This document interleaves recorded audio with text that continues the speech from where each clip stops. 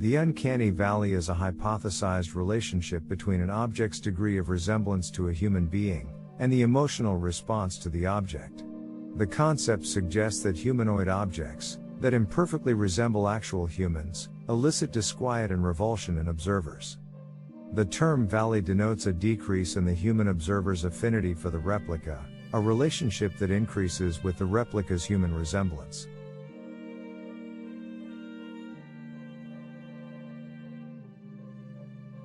Welcome back to my channel. Uncanny Valley, how do we cope with robots?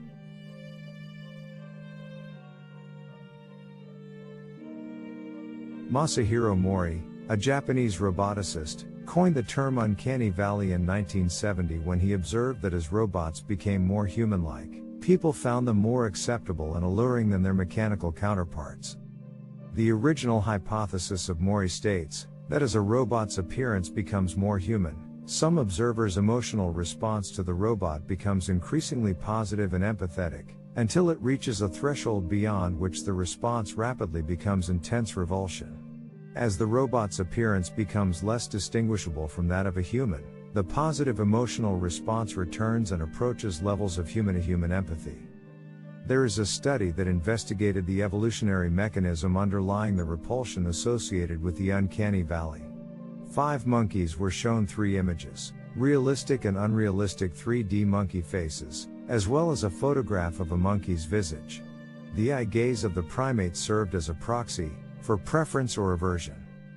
The fact that the realistic 3D monkey face was viewed less frequently than either the actual photo or the unrealistic 3D monkey face was interpreted as a sign that the monkey participants found the realistic 3D face repulsive, or otherwise preferred the other 2 images.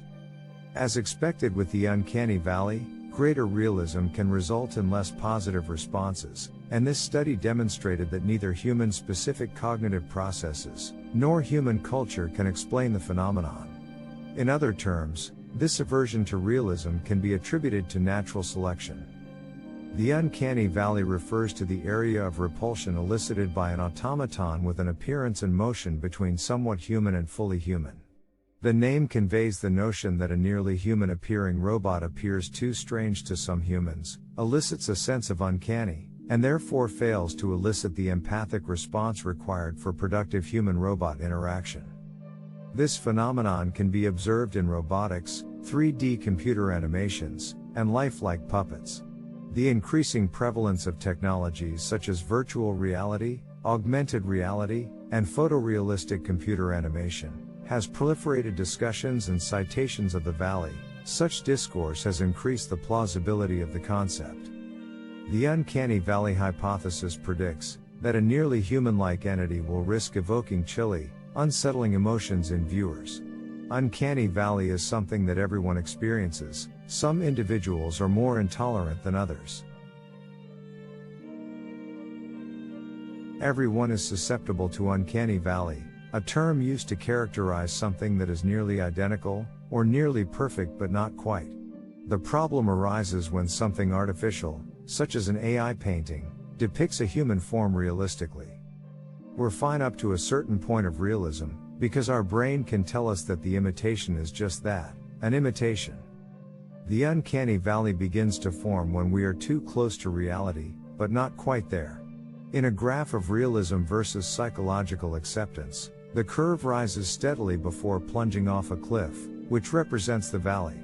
Additionally, computer games are becoming increasingly realistic, and can obscure the line between virtual reality and actual reality. Game designers are acutely aware of uncanny valley, and work diligently to avoid it. People developed a sense of unease and discomfort only up to the point where they were near to humans, but not quite human. We've all seen robots that are designed to be as realistic as possible, but we feel uneasy when they move in an unnatural manner, or have eyes that lack expression. Take Osimo, the upright android designed by Honda. It does not frighten us. While its designers have replicated a great deal of human behavior, they have not attempted to replicate too many human physical features.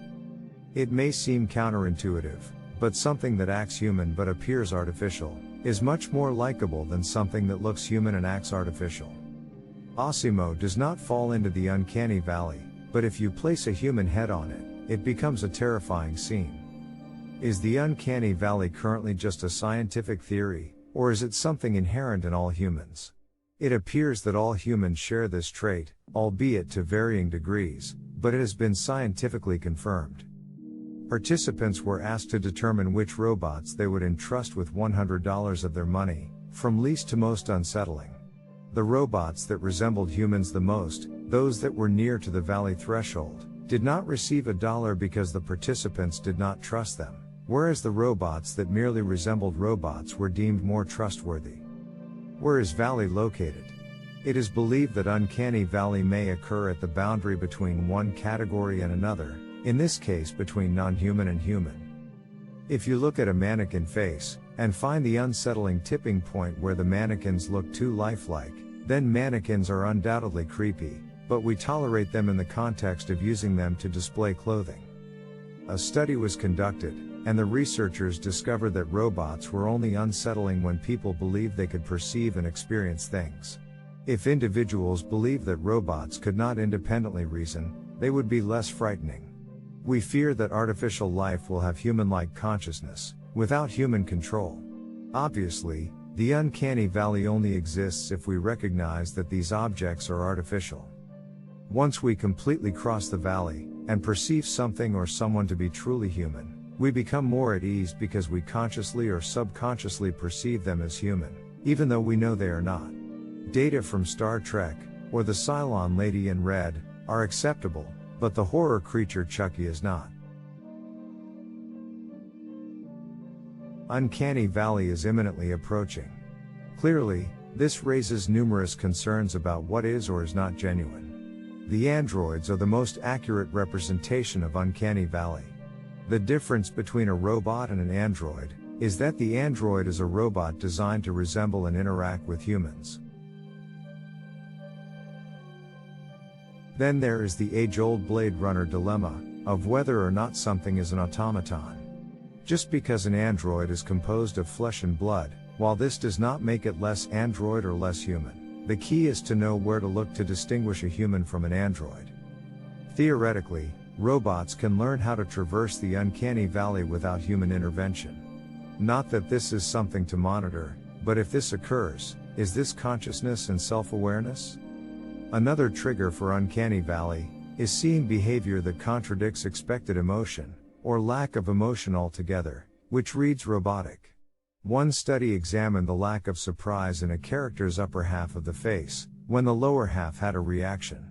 This caused all sorts of eeriness, and led these characters to develop similar mannerisms to those of psychopaths. There has been additional research into the experience of having animated characters react with mismatched features and emotion, all of which left the subjects with pretty horrible feelings, despite the fact that they were obviously watching something animated. Differences between eyes and other features were especially bad. It turns out a happy smile and angry eyes is not a good look, and pushes the unfortunate recipient headfirst into the valley.